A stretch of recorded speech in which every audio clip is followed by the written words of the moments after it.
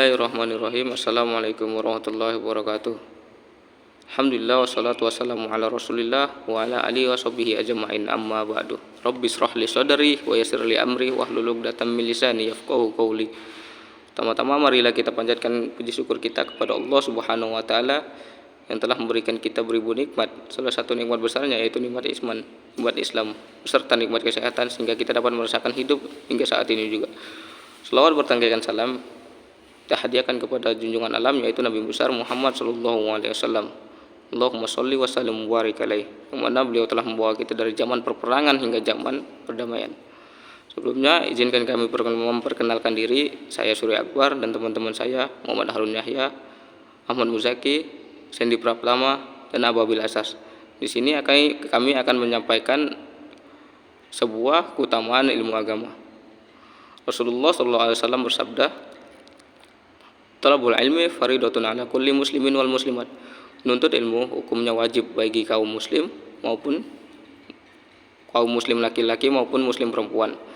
Nah, salah satu keutamaan ilmu agama ada di dalam Quran surah Fatir ayat 28 di mana menyatakan isinya innama yakhshallah min ibadihi al ulama'u.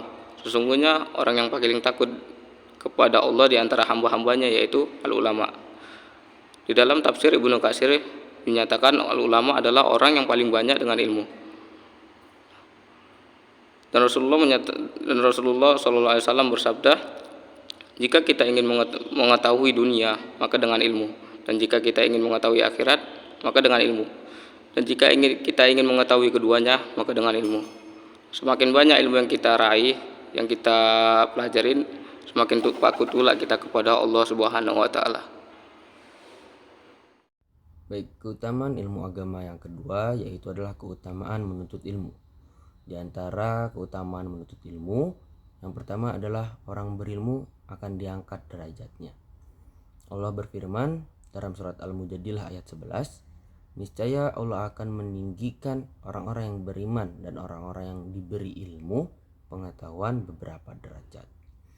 Yang kedua yaitu orang berilmu takut kepada Allah. Orang yang berilmu akan takut melakukan hal-hal yang mengandung dosa karena ia memiliki pengetahuan atas kekuasaan dan juga kebesaran Allah Subhanahu wa taala. Kemudian orang berilmu akan diberi kebaikan dunia dan akhirat. Dalam surah Al-Baqarah ayat 269, Allah menganugerahkan al-hikmah atau kefahaman kepada siapa yang dikehendakinya. Dan barang siapa yang dianugerahi al-hikmah, ia benar-benar telah dianugerahi karunia yang banyak. Dan hanya orang-orang yang berakallah yang dapat mengambil pelajaran. Kemudian yang keempat adalah orang yang berilmu dimudahkan jalannya menuju surga. Dalam hadis tentang keutamaan ilmu, Rasulullah SAW bersabda, yang artinya siapa yang menempuh jalan untuk mencari ilmu, maka Allah mudahkan baginya jalan menuju surga. Hadis riwayat Muslim. Dan kemudian yang terakhir adalah orang yang berilmu memiliki pahala yang kekal.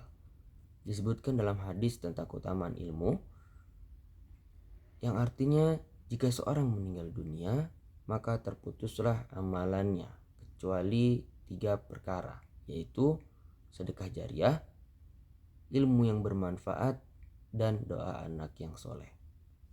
Untuk keutamaan ilmu yang ketiga yaitu orang yang dipahamkan agama, maka Allah akan menghendaki kebaikan.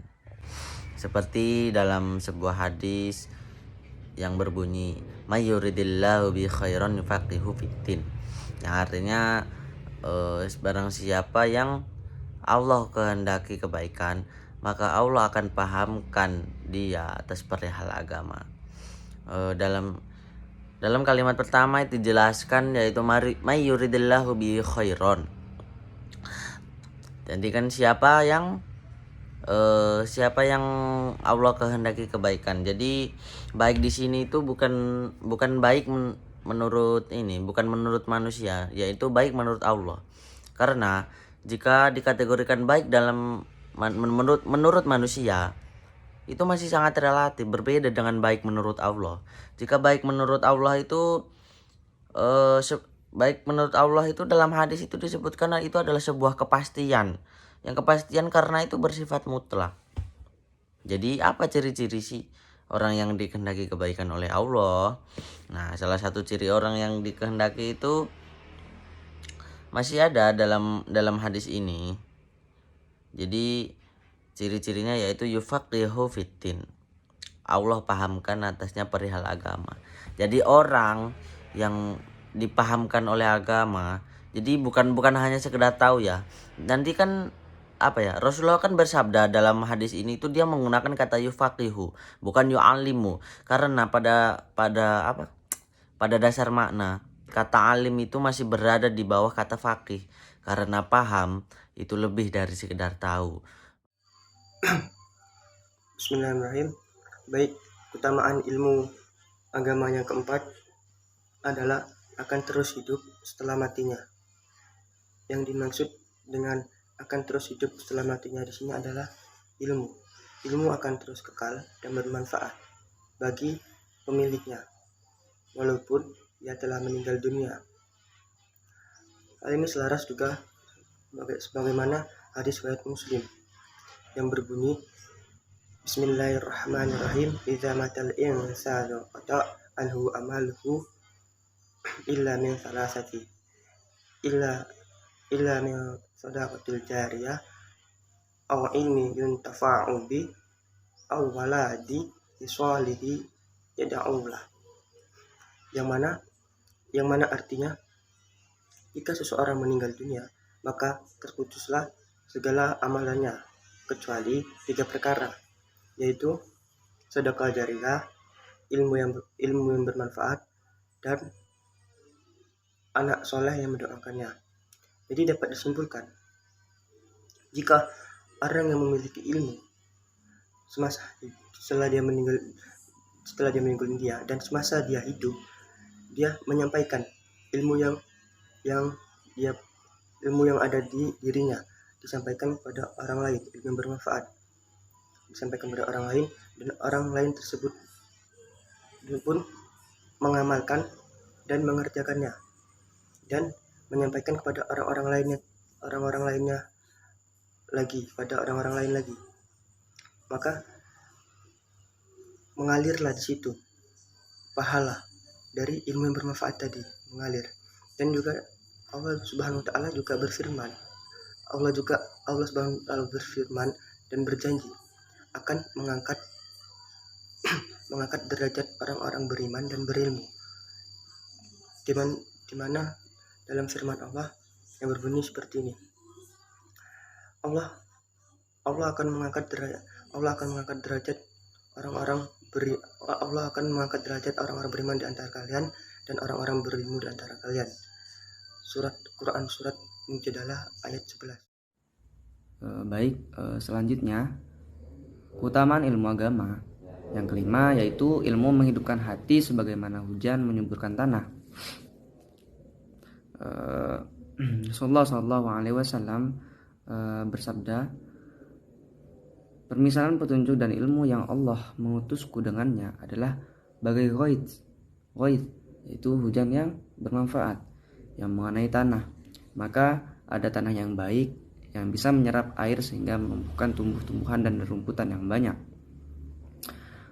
Di antara juga ada tanah yang ajadib, itu tanah yang bisa menampung air namun tidak bisa menyerap ke dalamnya. Maka dengan genangan air tersebut Allah memberi manfaat untuk banyak orang sehingga manusia dapat mengambil air minum dari tanah ini. Lalu manusia dapat memberi minum untuk hewan ternaknya dan manusia dapat mengairi tanah pertanian. Jenis tanah yang ketiga adalah tanah ki'an, yaitu tanah yang tidak bisa menampung dan tidak bisa menyerap air. Inilah permisalan orang yang memahami agama Allah, bermanfaat baginya ajaran yang Allah mengutuskan kepadaku. Dia mengetahui ajaran Allah dan dia mengajarkan kepada orang lain. Dan demikianlah orang yang tidak mengangkat kepalanya terhadap wahyu, dia tidak mau menerima petunjuk yang Allah utuskan kepadaku untuk membawanya. Hadis riwayat Bukhari dan Muslim. Baik, selanjutnya adapun makna dan maksud dari hadis yang telah tersebut di atas, yaitu di dalamnya terdapat permisalan bagi petunjuk Nabi Shallallahu Alaihi Wasallam dengan al-ghaith, yaitu hujan yang bermanfaat. Juga terdapat kandungan dalam hadis ini bahwa tanah itu ada 3 macam. Begitu pula manusia. Jenis pertama adalah tanah yang bermanfaat dengan adanya hujan. Tanah tersebut menjadi hidup setelah sebelumnya mati. Lalu dia pun menumbuhkan tanaman-tanaman sehingga manusia pun dapat memanfaatkannya. Begitu pula hewan ternak dan tanaman lainnya dapat tumbuh di tanah tersebut. Begitu pula manusia jenis pertama, dia mendapatkan petunjuk dan ilmu, dia pun menjaganya atau menghafalkannya. Kemudian dia menjadi hidup, dia pun mengamalkan yang ia miliki. Akhirnya ilmu tersebut bermanfaat bagi dirinya dan bermanfaat bagi orang lain. Selanjutnya, yaitu jenis kedua adalah tanah yang tidak mendatangkan manfaat bagi dirinya sendiri, namun bermanfaat bagi orang lain. Nah, tanah ini menampung air sehingga dapat dimanfaatkan oleh yang lain. Manusia dan hewan ternak dapat mengambil manfaat dari tampungan air dari tanah tersebut. Begitu pula manusia, dia memiliki ingatan yang bagus, akan tapi dia tidak memiliki pemahaman yang cerdas. Nah, manusia jenis ini memiliki banyak hafalan. Lalu ketika orang lain yang membutuhkan atau sedang haus terhadap ilmu, mereka datang menghampiri manusia jenis ini, maka dia pun mengambil ilmu dari manusia yang punya banyak hafalan tersebut. Orang lain dapat memanfaatkan darinya sehingga dia tetap dapat memberi manfaat pada yang lainnya. Selanjutnya yaitu jenis tanah yang ketiga adalah tanah yang tandus, yang tanaman tidak dapat tumbuh di atasnya. Nah, tanah jenis ini tidak dapat menyerap air dan tidak pula dapat menampung untuk dimanfaatkan untuk orang lain. Nah, begitu pula manusia. Manusia jenis ini tidak memiliki banyak hafalan, juga tidak memiliki pemahaman yang cukup bagus.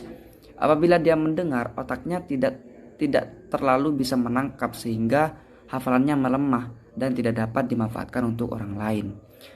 Untuk akhir kata, semoga Allah beri hidayah untuk kita terus menempuh jalan meraih ilmu yang bermanfaat.